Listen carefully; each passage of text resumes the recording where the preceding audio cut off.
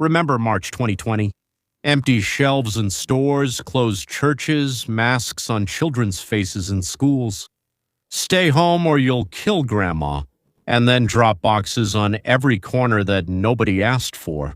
Millions of mail-in ballots that nobody requested, and an election night that dragged on for, almost a week. Today I'll tell you about a new invention by the Mensheviks, but in a much scarier version.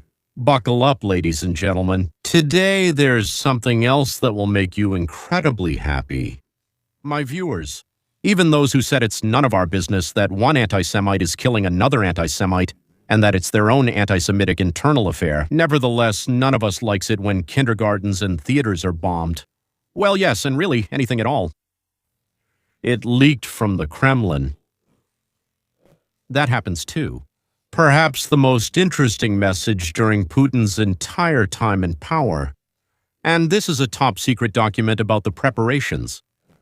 A ceremonial exit from the war in Ukraine. Why now? What happened? How do they want to get out? You'll get answers to all these questions in today's program.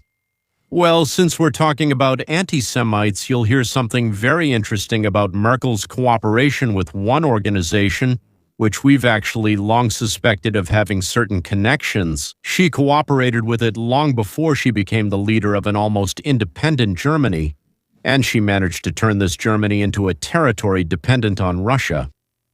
What Joseph Vissarionovich dreamed of and what he tried to do first through the Communist Party of Germany and then through Hitler, Putin did the same thing through Merkel. Well, that's the third topic of our conversation in today's amazing and, by the way, interesting episode. And I haven't even included things like the attempted assassination of Trump's daughter yet, like the wedding of Trump's son, which Trump isn't planning to attend. Well, all right. And now there's a global epidemic crisis, killing every other person. Every other person got infected, just like the Spanish flu at the start of the 20th century, but I'd say much worse. By the way, I want to cheer up the Spanish people, who were completely undeservedly blamed for the disease that took millions of lives. The first documented outbreak was in Kansas, not in Spain at all. That is, on our continent, American troops brought the virus to Europe through France, where millions of them arrived. So it's time to rename the Spanish flu to the Kansas flu.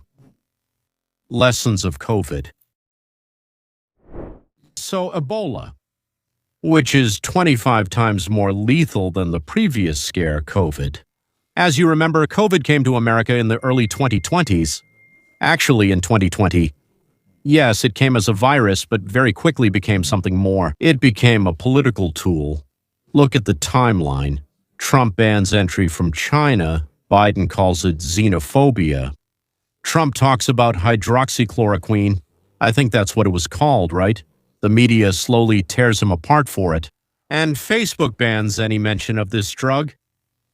Now, Trump calls the virus Chinese, so they call him a racist for that. Trump is funding vaccine development, and he promises it by November 2020. People write to him, "It's impossible. That's a lie." They say he wants to buy votes with this. The vaccine comes out in December. Good or bad? That's not the point right now. Biden and Harris publicly say they won't take Trump's vaccine, but then they immediately do, and they call it their victory. It's not just politics. This is a coordinated campaign to discredit the president during a national crisis. It's called a smear campaign. That's what we call it, right? But the main thing is, it started later. Under the cover of a public health emergency, the U.S. Democratic Party carried out the largest electoral reform in history without consulting Congress, without public hearings, without court decisions, just on their own, quietly. In dozens of states, the rules were changed unilaterally. Signature requirements on ballots were removed. Mail-in voting was expanded. These famous ballot collection boxes were introduced, drop boxes, in places that, well, I would say are impossible to control. All these are temporary measures because of the pandemic. Well, for the elections, right? Republicans filed hundreds of lawsuits. Most of them were dismissed on procedural grounds, not because the court examined the facts and found them unsubstantiated, but because the deadline had passed. That means you don't have evidence in your hands. There's no jurisdiction. Not a single court conducted a full investigation on the merits. It's important to understand this. The absence of a court confirmation of falsification is not the same as the absence of falsification itself. So why am I telling you this today? Yes, because right now, in this May, there is an Ebola outbreak unfolding in Africa. And not the kind for which there is a vaccine. It's a rare strain. It's called the Bundibugyo virus. The mortality rate is up to 50%, Bundibugyo. It's not like COVID with its trivial 2%. There is no vaccine for Bundibugyo. There is no specific treatment. And the incubation period, which is very important, is from 20 to 21 days. They write up to 21 days. Yes, up to. It could be 20, it could be 18, it could be 14. Why am I emphasizing this? A person gets infected today, and if the symptoms appear right away, that's one thing. But here he gets infected today in Congo, boards a plane, and arrives in New York. And from there, Los Angeles, Chicago. He even passes the thermal screening at the airport. No fever, no symptoms. He takes the subway, goes to a restaurant, visits his family, and only after a week, or maybe even 2, or even after 20 or 21 days, he starts to feel weak. But by then, well, it's already way too late. European virologists say that temperature screening at airports has, as they put it, limited effectiveness. In other words, it won't help anyone at all. A person in the incubation period won't be detected. They're invisible to any control system. The U.S. has already banned entry for non-citizens from the outbreak zone. Of course, citizens are allowed in. Ebola won't touch them because Ebola is very afraid of Americans. So you got an American passport. This is, I hope you understand, sarcasm. Ebola doesn't read executive orders. It doesn't know that there are South Korean, Turkish, and Emirati airlines with layovers. So most people coming from outbreak zones don't even realize that they're deceiving or breaking American law. Now imagine this: 1,020 confirmed cases in different cities across America at the same time. What will happen immediately? I guarantee you. Do you hear that word? Panic. There was already panic in 2014 when there were only 4 cases of Ebola in the U.S. School closures, collapse of the healthcare system. Not because of the disease itself, of course, but because of the influx of people with regular flu who are convinced they're dying. Some will be sure they're already dead. Calls for emergency action, that's when the crucial phase begins. Who in America is shouting the loudest about a state of emergency today? Well, gentlemen, it's the same party. Right, isn't it? The same media, the same people who used a different emergency in 2020 to change the election rules. Block unwanted news, discredit the sitting president. Americans are dissatisfied today, but not catastrophically. Gas prices, inflation, border issues, it's irritating, but it doesn't ruin their lives. Trump stays the course, his team is working. God willing, we'll make it to November. If not, then to 2028, so to speak, and so on and so forth. And here's the question you need to ask yourself. If suddenly right now in 2026 a new emergency starts in America, who wins? Who will get the right to change the voting rules again temporarily? Temporarily? Of course, temporarily. Who will get a pretext through November? Who will get a reason to demand resignation, impeachment, or declare the president incapable, the one who failed again? Who will get the narrative for 2028? Illnesses, ladies and gentlemen, don't choose politicians, but politicians know how to choose their reactions to illnesses. How do we keep fear from becoming a weapon? I just told you something frightening, intentionally, because keeping silent about it today would be, well, complicity. But fear is exactly what they want from you. It's the raw material from which in 2020 they molded obedient subjects. My main task is to take this tool out of their hands. So how do we make fear stop working against us, our families, and our circle? The first thing is, as they say, name the enemy, name the mechanism, rumor. You need to tell the children. because they're going to be exposed to this kind of thing at school. To parents, to friends about what I just told you. Show the parallel, 2020, 2020, 2026. The manipulation you see, and you can call it a third, half the force that comes at the moment of an unexpected name. This, friends, is an ancient law. It worked even against the Inquisition. Second, it's called the 24-hour rule.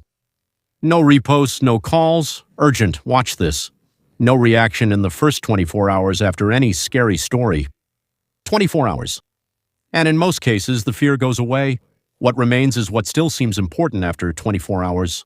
My God, so many things seemed important and necessary, but after 24 hours, you look back and think, how could I have believed in that nonsense? What evaporated was disposable fear. Third, this is what is called the small circle of trust.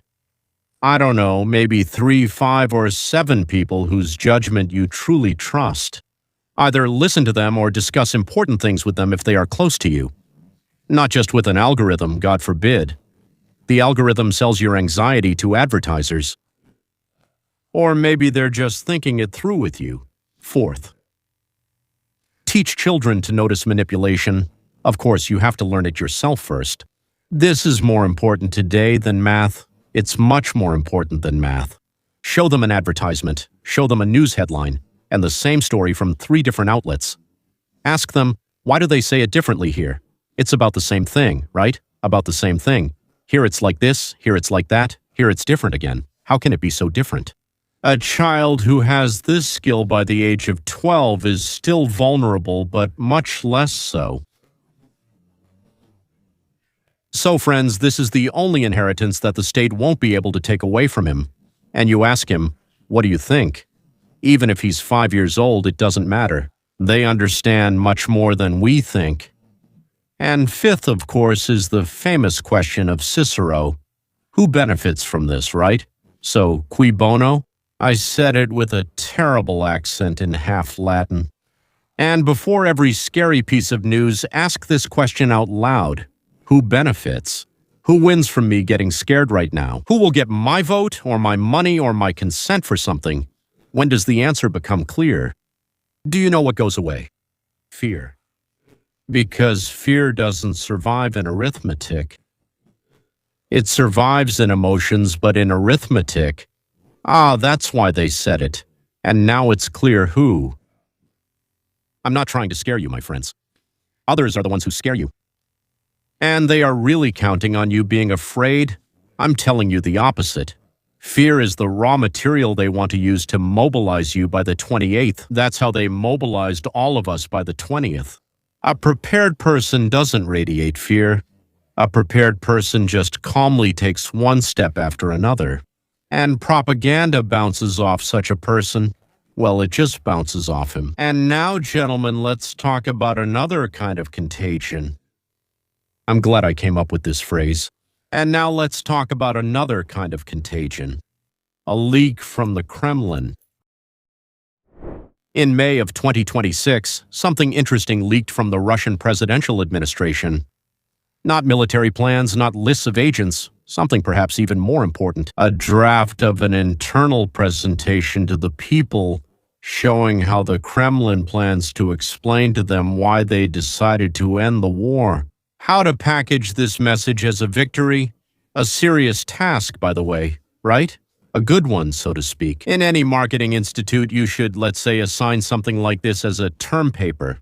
Today we'll talk about this document, about what's behind it. Because, well, this is, of course, just from a textbook.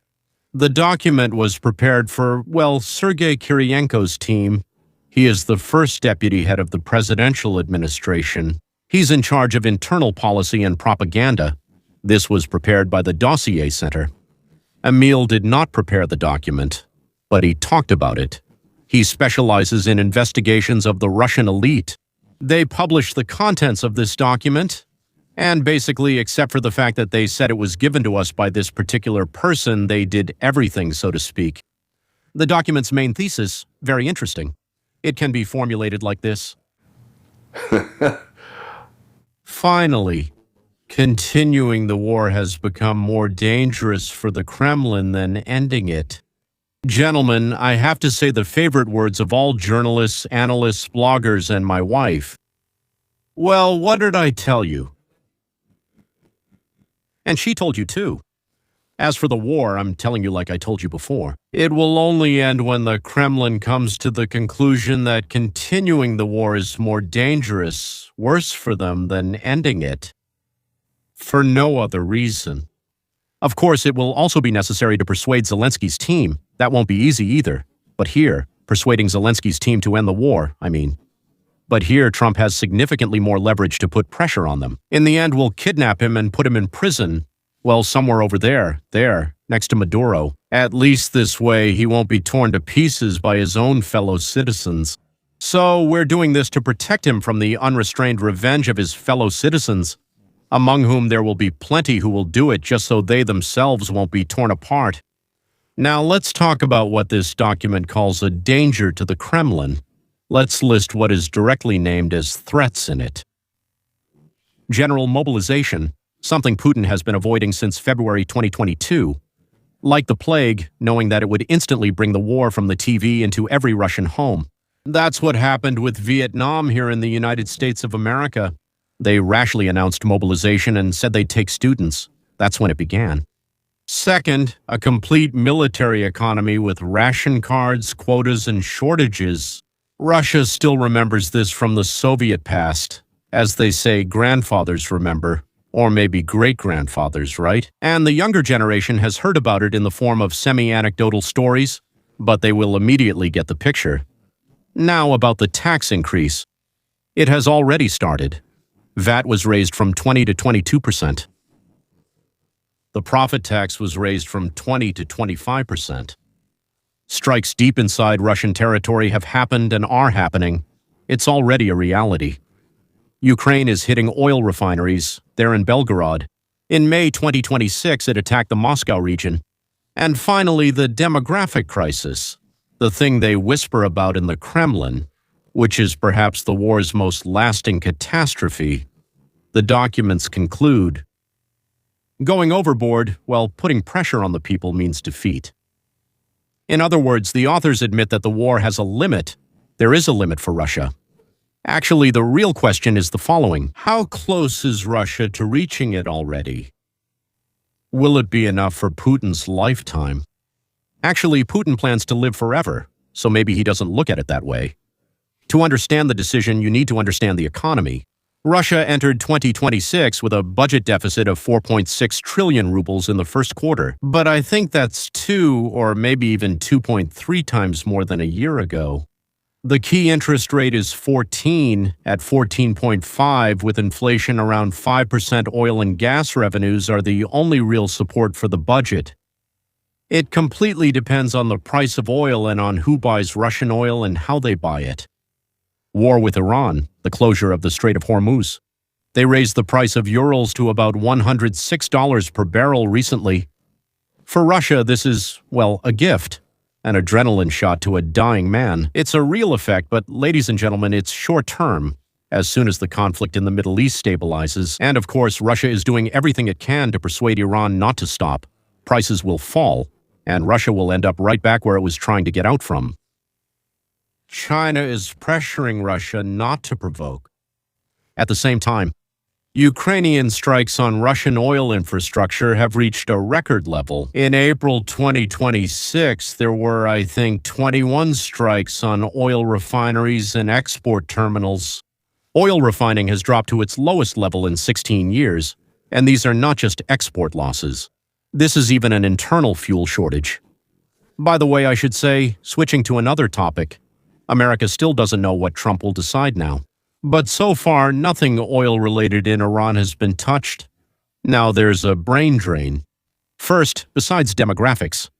Since the beginning of the war, how many people have left Russia? 550 to 850,000 people. And they haven't come back. These aren't retirees. These are engineers, programmers, entrepreneurs. So, well, the economy, which was already experiencing a labor shortage, is losing exactly those who could have helped restore it. But it's those who are afraid that are running away. People are being swept up, as they say, like in Ukraine. They walk the streets and catch people, right?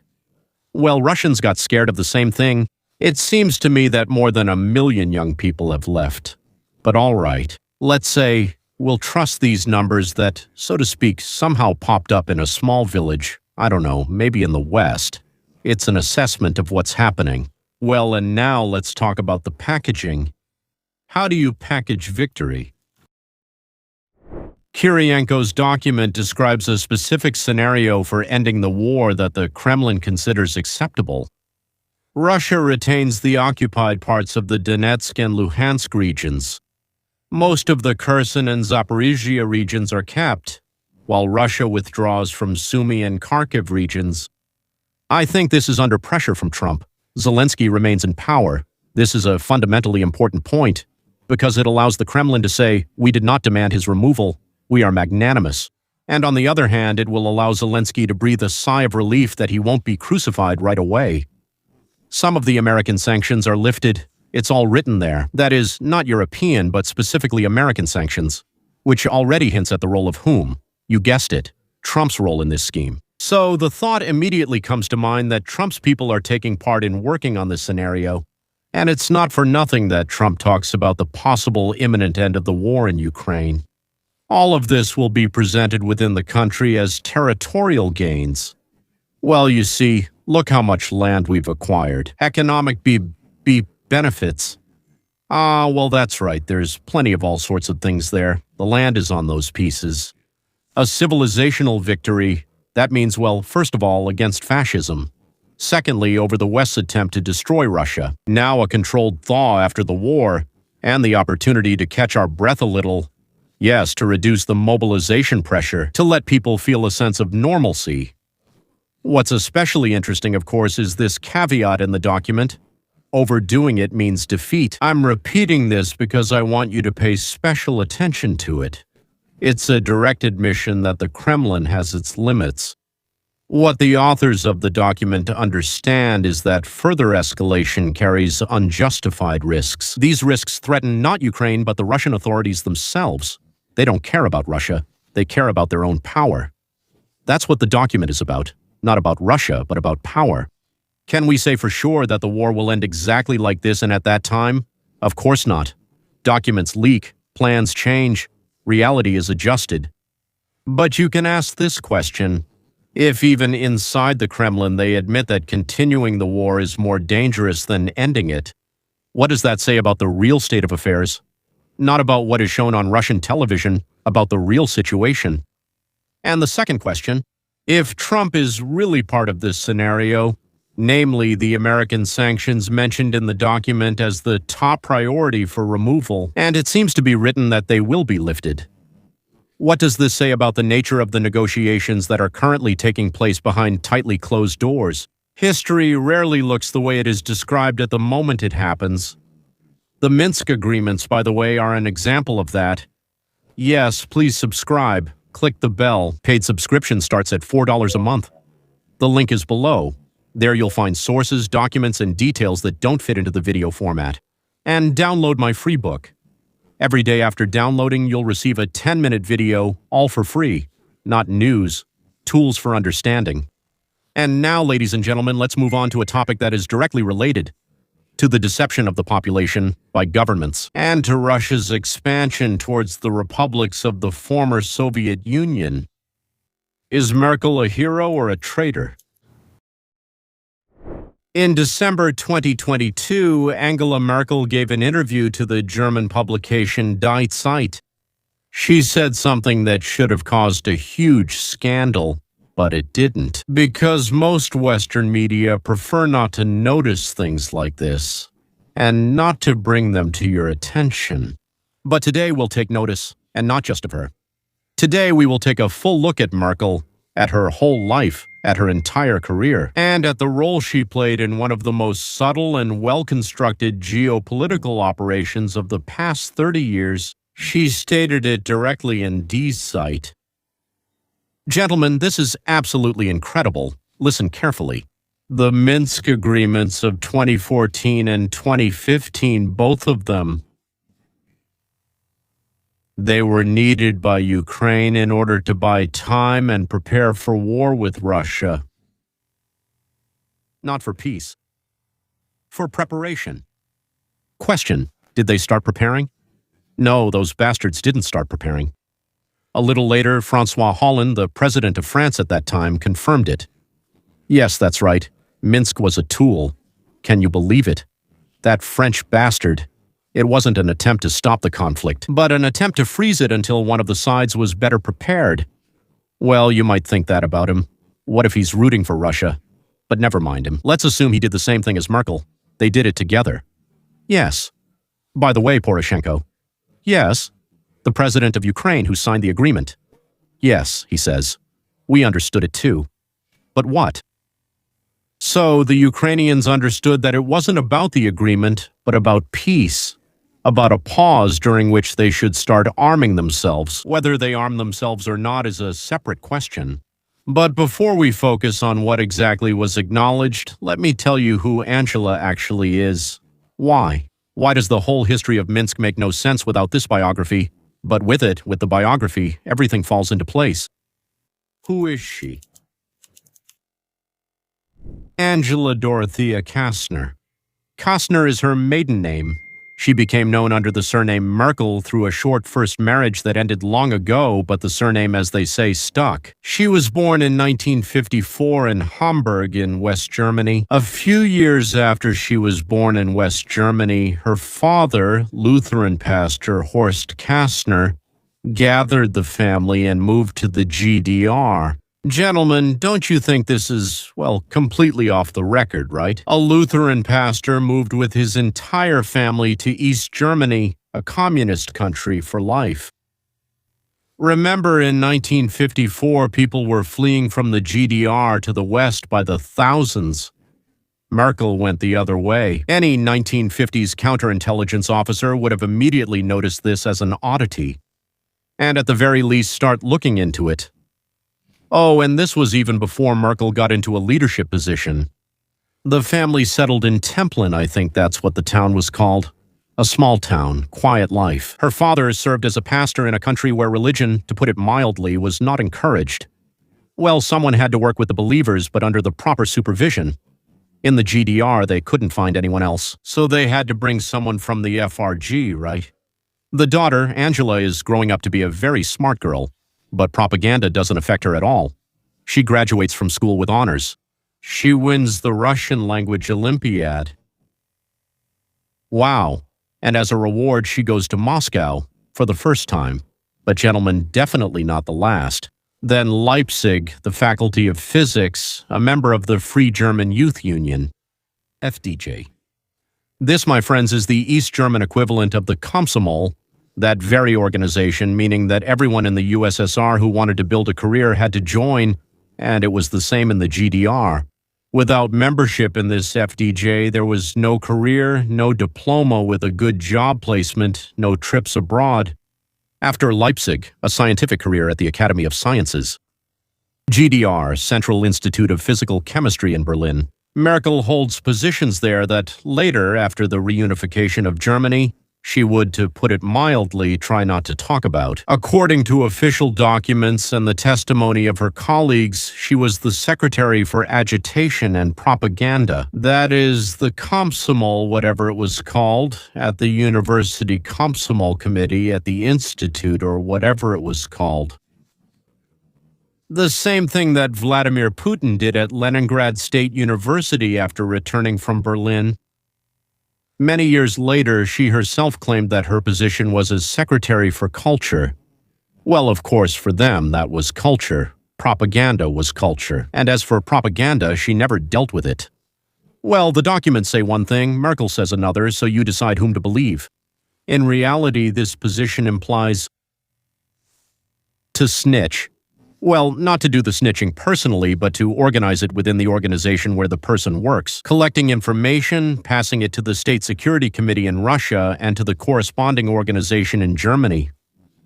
Everyone who knows, knows. And people, as always, lap it up and believe everything they're told, especially when it's said often and convincingly, and at the same time, of course, there are constant trips. Where to? Oh, to Moscow, and sometimes to Leningrad, to pioneer camps, to student exchanges, to scientific conferences. Most importantly, for the friendship of peoples, she traveled to befriend the people. With the people in the State Security Committee, just saying. That's not in the documents. Merkel herself in later interviews spoke about her youth with affection for the Russian language, Tolstoy and Dostoevsky. For Russian people. That's wonderful. I cried too. And that's completely normal for someone who grew up in the orbit of the Soviet Union. Well, of course, yes, so to speak, the metropole, yes. That's quite a lot of trips, really, and it was very easy for her to go there. An important clarification. I don't want you to hear something I didn't say. There are no documents proving that Merkel was a KGB agent. Maybe they exist, but we don't have them.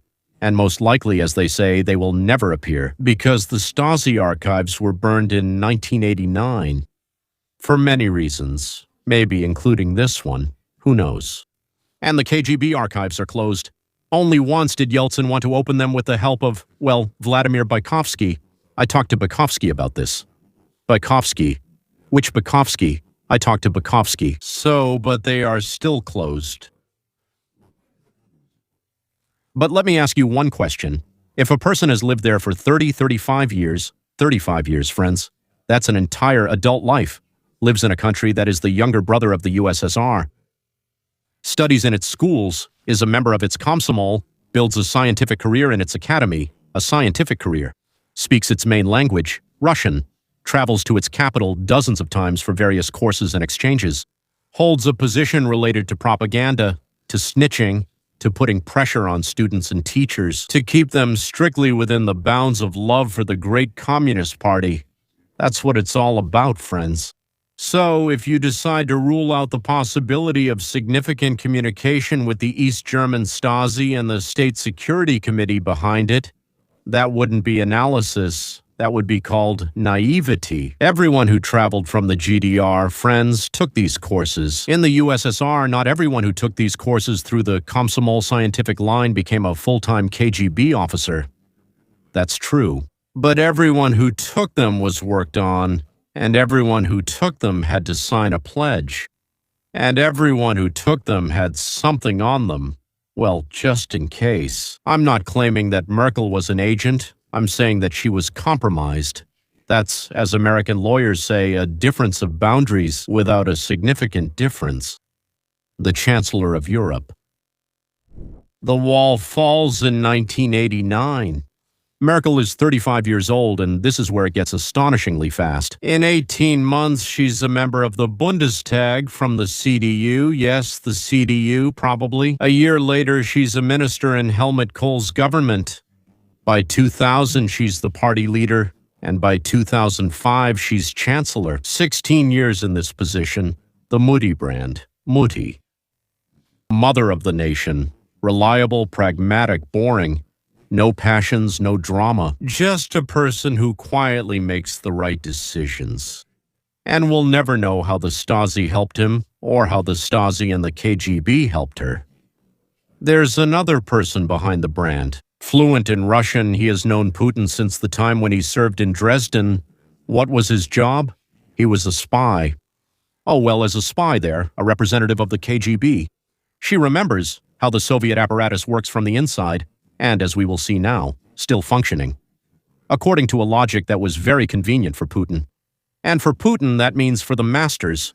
A well-known episode, 2007 Sochi. Putin receives Merkel at his residence and brings his dog to the meeting. A big black one, a Labrador. Knowing. Because there's the KGB. The KGB files still say that Merkel has been afraid of dogs since childhood, after being bitten. The cameras are filming this. Merkel is sitting and smiling, because there is no other way, and Putin is smiling too. With his kind, charming, sweet Putin smile. Like, diplomacy is gone, my friends, no more. This is a scene straight out of a textbook on psychological pressure. Both sides understand perfectly well that they're in this textbook and what they're doing. How Merkel sold out Europe. And now here's the most important thing, even more important even than Minsk. When Merkel comes to power in 2005, Germany imports about 35% of its gas from Russia. Dependence is dangerous but still controllable. By the time she leaves in 2021, it's more than 55%. Along with Germany, almost all of Western Europe gets hooked the same way. Italy, Austria, Hungary, the Netherlands. How did she do it? Two decisions. The first one, Nord Stream, a gas pipeline along the bottom of the Baltic Sea, bypassing Poland and Ukraine.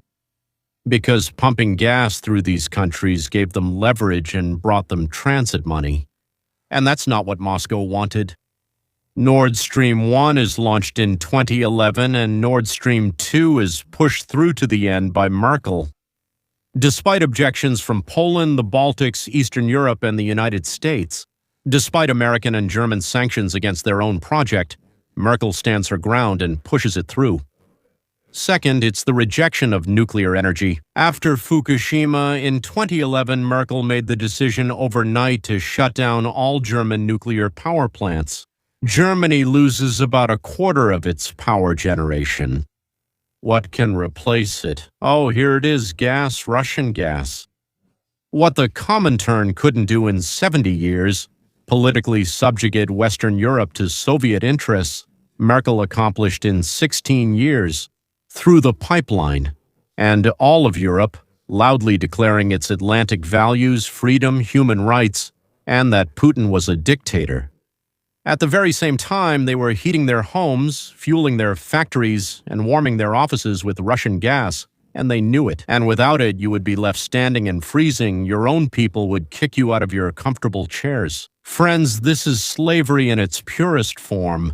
Not like what you see in textbooks about slaves in Rome or on plantations in America, no. It's subtler, without chains, but it's still slavery. And the leaders of Europe, who made a lot of loud statements about how they don't support Russia, were actually not only dependent on it, but in a very deep sense, they were also subordinate to Russia. And they were paying for its war and all its other aggressive actions. The game of Iosif Vissarionovich. I promised you historical parallels. Here they are. 1929, 1929, 1932. Stalin is leading the Comintern, which is an international organization of communist parties, and he gives an order to the Communist Party of Germany, which had a faction in the Reichstag, well, in Parliament, and a solid mass base. He gave it an order. The order is called class against class. That's how it is. Translation: Social Democrats. That means those are the bad guys. They are declared social fascists, and we don't form any blocs with them. We don't unite with them, we attack them. On par with the Nazis, or even more aggressively, and you know the result. Communists and Social Democrats together in the 1932 elections had more votes than Hitler and the National Socialist German Workers' Party. If they had united, Hitler would never have become chancellor, Germany would never have started conquering everything around, and there would have been no Second World War. But Stalin forbade them to unite. And accordingly, Hitler came to power in January 1933. You may ask, why did Stalin need this? It's very simple. A strong social democratic Germany is a competitor. Hitler's Germany is a potential enemy of the whole world and a battering ram. Stalin needed to destroy the Versailles system. Do you know what that is? Those are signed agreements after the First World War. To weaken England and France, to reshape Europe. And for what? For this. He couldn't do it alone, but Hitler could by starting. Then came the Molotov-Ribbentrop Pact, August 1939. The secret protocol. Eastern Europe is divided between Stalin and Hitler.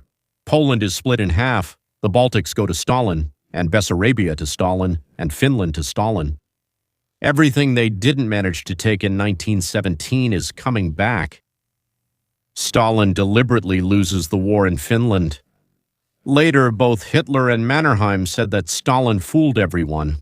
If we had known that he was stronger than he appeared in Finland, everything would have gone differently. Hitler starts the war in the West, and at this time Stalin pretends to be weak, assures the Allies of his peaceful intentions, and gets everything he needs through Lend-Lease: trucks, airplanes, canned meat, steel. And then when Hitler is exhausted in Russia, Stalin enters Berlin and at Yalta gets half of Europe under his protectorate. Remember this pattern: an internal agent in the enemy's camp, a diplomatic operation. By internal agents, of course, I mean spies. A diplomatic operation that looks like peace but is actually preparation.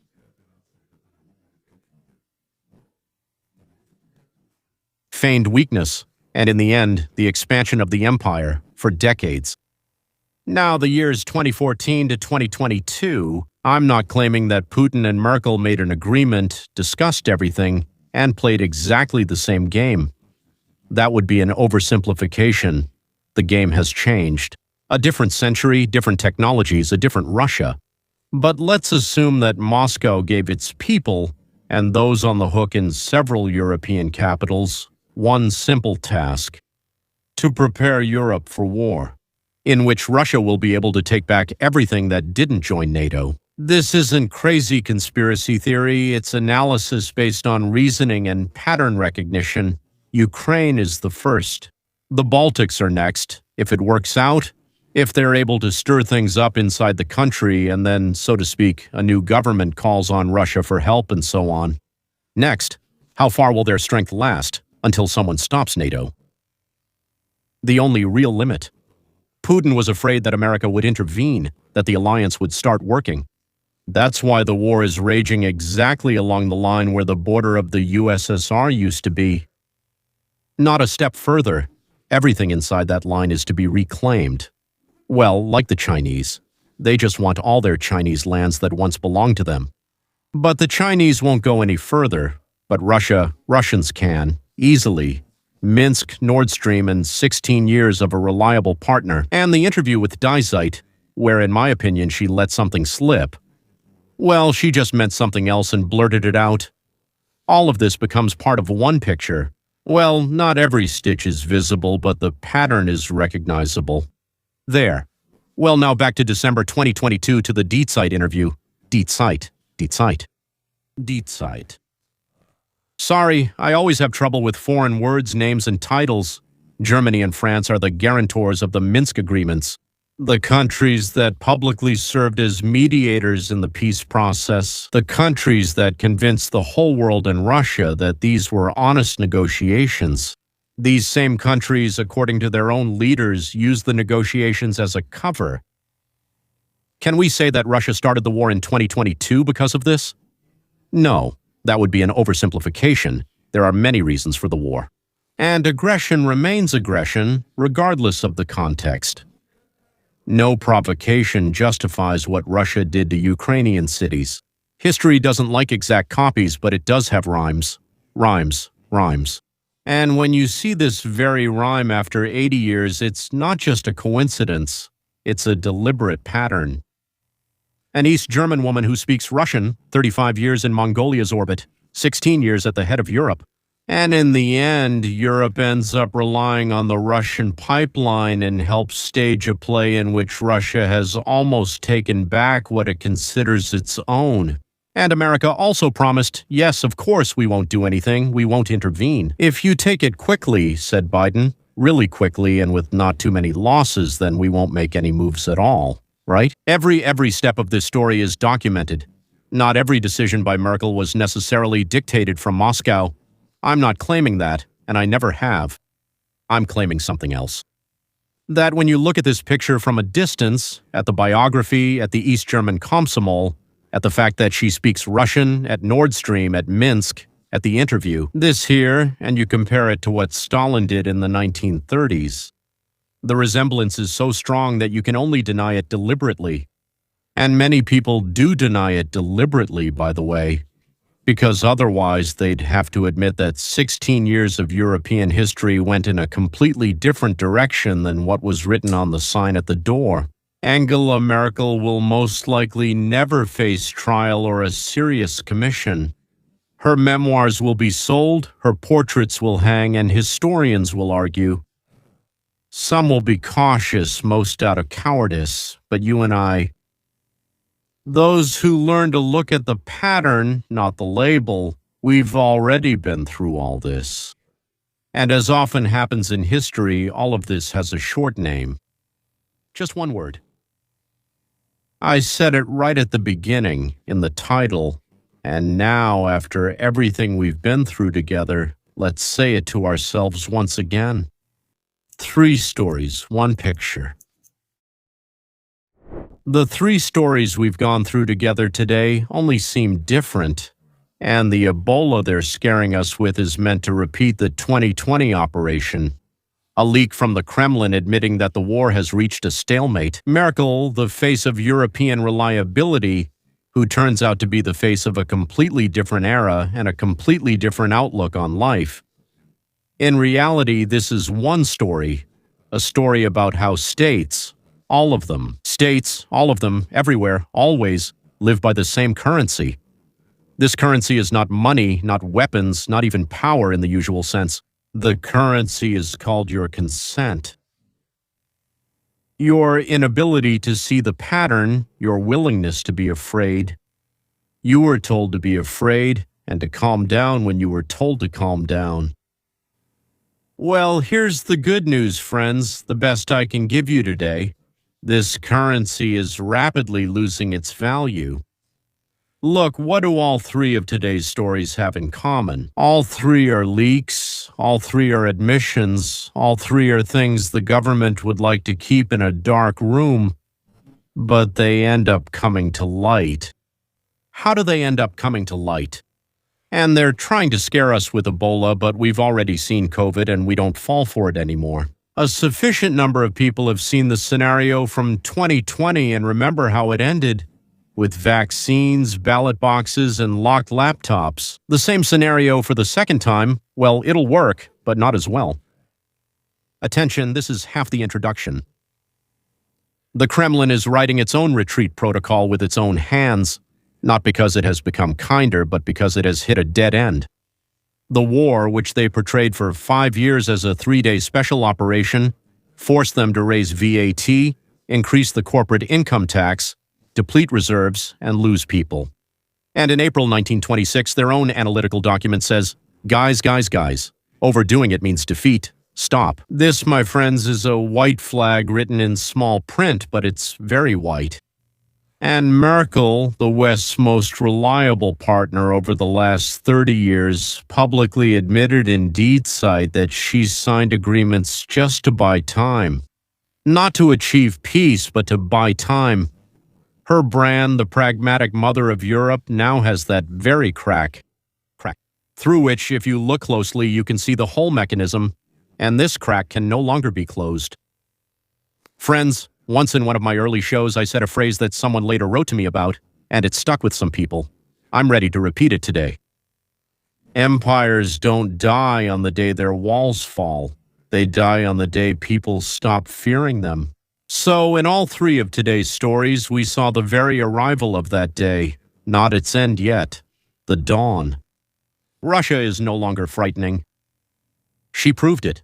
They attacked Ukraine and haven't been able to handle it for 4 years. She writes her own retreat protocols.